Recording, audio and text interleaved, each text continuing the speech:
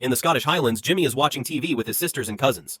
Suddenly, a siren starts to ring outside and the aunt closes the door while telling the children not to move. The kids get scared because they can hear chaos around the house. Jimmy goes to the door and calls his father, only for the door to start shaking. At that moment, the room is forcefully opened and zombie-like creatures known as the infected burst in. They attack the girls, quickly devouring them without noticing Jimmy behind the door. He uses the chance to run away and has to watch his mother being eaten in another room. As he runs around the house, he keeps seeing all his relatives slowly transforming into infected. But luckily, he manages to leave the building. There are more infected outside, so Jimmy hurries to the church to find his father and ask for his help. However, the priest doesn't think the infected are a bad thing. In fact, he thinks they've been saved because in his eyes, this is Judgment Day. He gives Jimmy his gold cross and asks him to have faith. At that moment, the infected burst through the windows and Jimmy runs away, but his father stays back because he wants to be saved. The infected pile up on him and quickly bite him, causing him to become an infected too. All this chaos is caused by the rage virus. Continental Europe drives it away and contains it in the UK, which is cut off from the rest of the world. It becomes a wasteland where survivors must fend for themselves.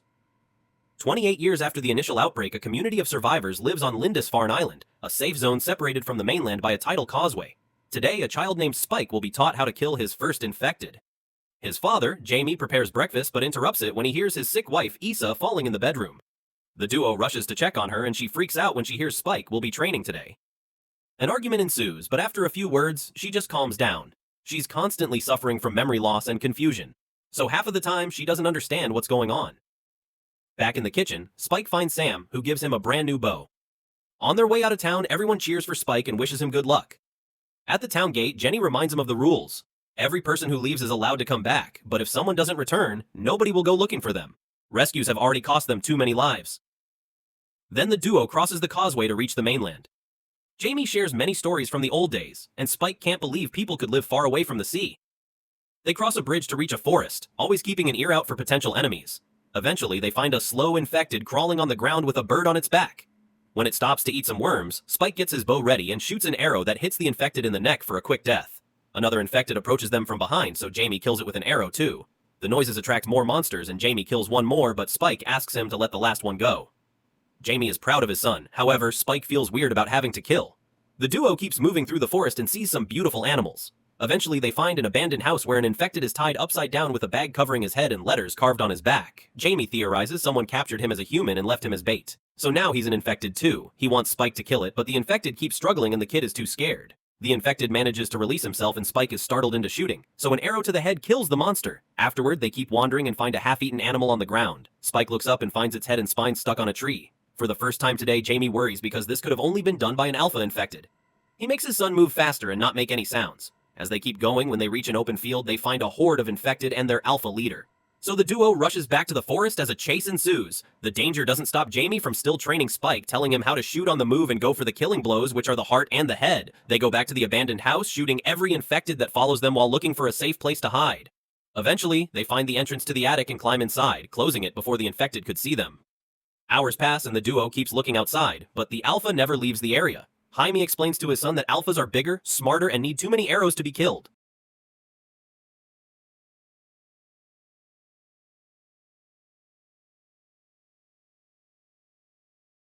They don't have arrows left, so for now, they'll have to wait. Spike feels guilty because he failed some shots and was too scared to shoot faster, but Jamie assures him he did amazing for his first time.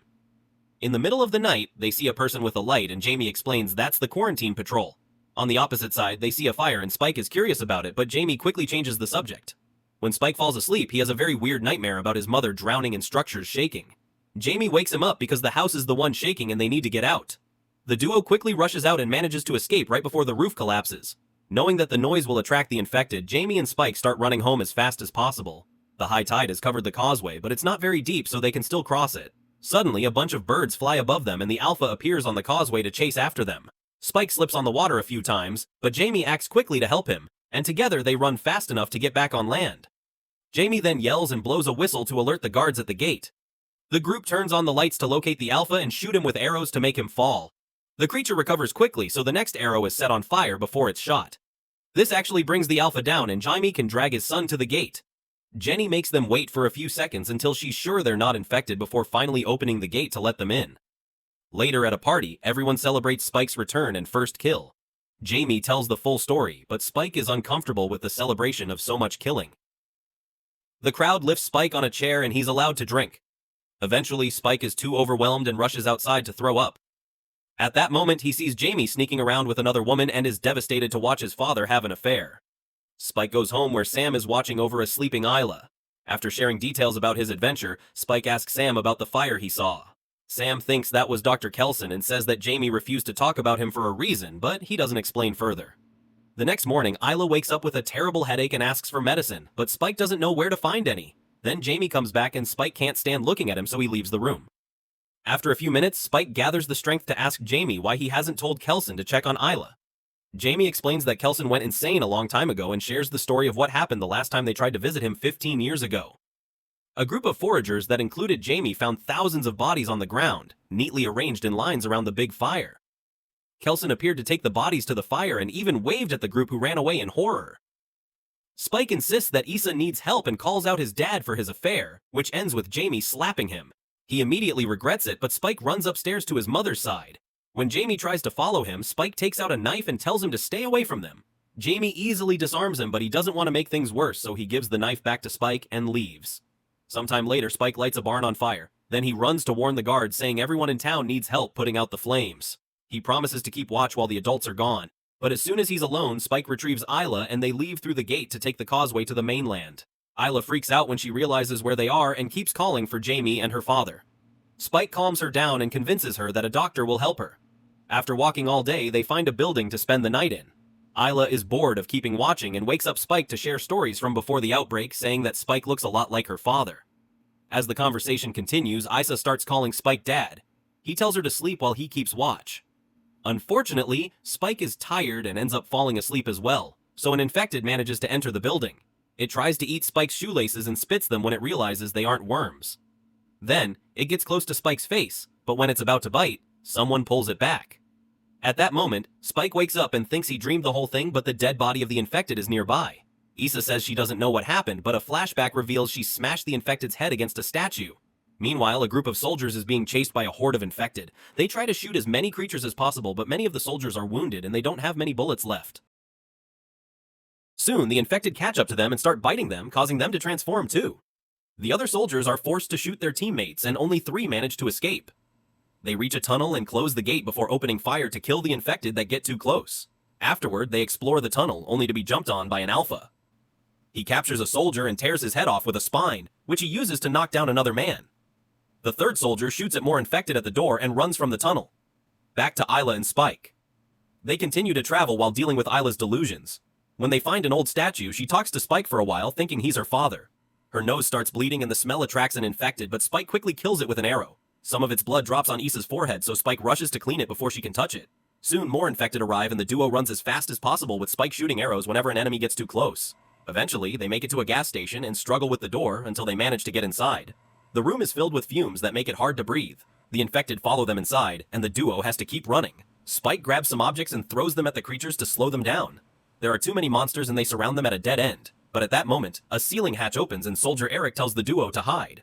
Then he opens fire at the infected and the contact with the fumes causes a big explosion. The flames burn all the creatures who desperately try to escape but fall dead before they can leave. Isla and Spike have hidden well and don't get hurt. As soon as there's an opening, they leave the building. While Isla throws up and deals with a headache, Eric approaches them to ask for guidance and freaks out when Spike has no answer to give him. In the end, Eric decides to go with them and even volunteers to carry Isla while they travel.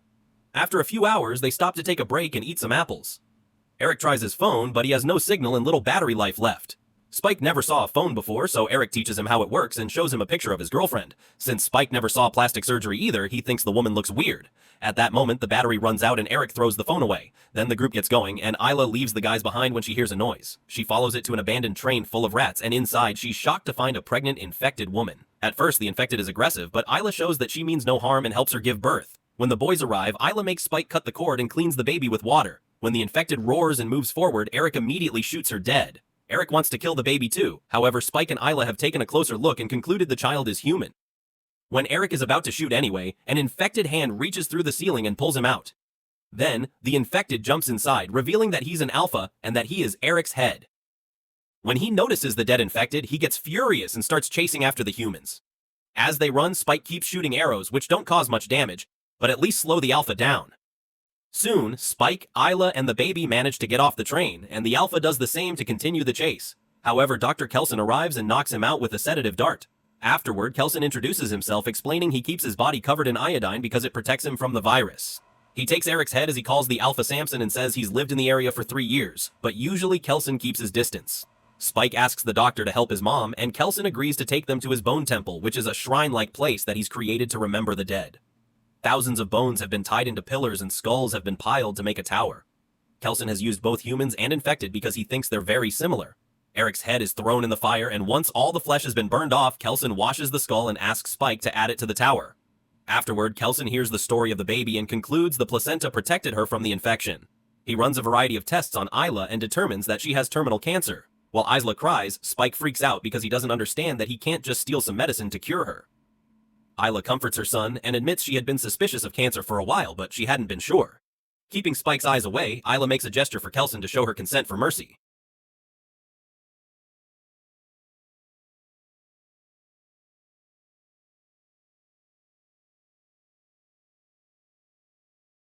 Kelson teaches him about the concepts of memento mori and memento amoris, which means everyone must remember to die in love at the right time. Issa puts the baby in Spike's arms before following Kelson to the forest where he puts her out of her misery. Spike thinks about all the happy memories with his mother until Kelson comes back with Issa's clean skull.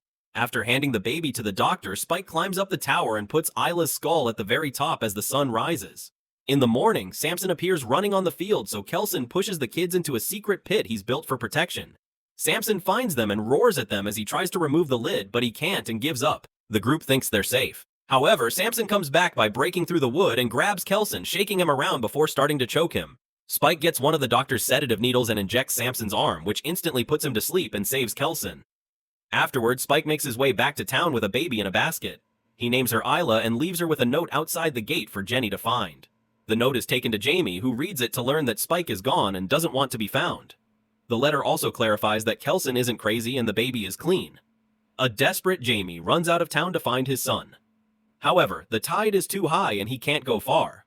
28 days later, Spike is wandering around the mainland and surviving on the animals he hunts. When an infected tries to approach him, he easily kills it with one shot.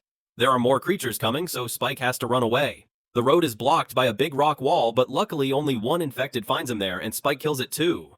Suddenly, someone makes a noise of surprise and Spike turns around to discover an older Jimmy who is still wearing his father's cross. Jimmy is impressed by Spike's skill and reveals he has his own team. There are more infected coming, so the group jumps off the wall and fights together to bring down all the creatures in a matter of minutes. They laugh while doing it because they enjoy brutally killing like this. Jimmy celebrates the victory with a cheer and tells Spike that they should be friends. Make sure to subscribe and turn on notifications so you can watch more videos like this. Thanks for watching.